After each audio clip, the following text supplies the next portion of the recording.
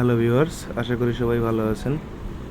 তো আজকে দুইটা ছোট ইলিশ নিয়ে এসেছিলাম, যেগুলোকে জাটকা বলে। দুইটার দাম প্রায় 265 টাকা মতো নিয়েছে। অনেক দাম। ইলিশ মাছ তো খাওয়ার কোনো লাইনই নাই মধ্যবিত্ত মানুষের জন্য।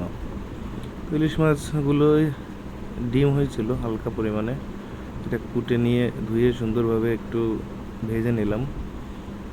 আর সাথে চিন্তা করলাম যে বেগুন আর আলু দিয়ে ইলিশ মাছটা রান্না করলে অনেক ভালো লাগে। ছোটোবেলায় মা রান্না করতো, তো এটা আমার কাছে খুবই ভালো লাগতো।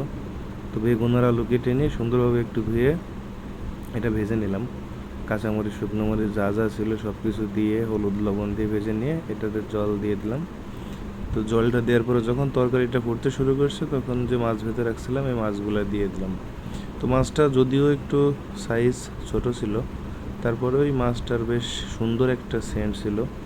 নর্মালি ছোটোর সময় আমাদের মধুমতি নদী থেকে যখন ইলিশ মাছ মেরে নিয়ে আসতো জেলেরা, ওইগুলো বাড়ির পাশ দিয়ে যাওয়ার সময় রাস্তা থেকে বাবাকে দেখতাম কিনতো। তো সেই মাছের সেন্ট আর এই মাছের সেন্ট অনেকটা একরকম পেলাম অনেক দিন পরে।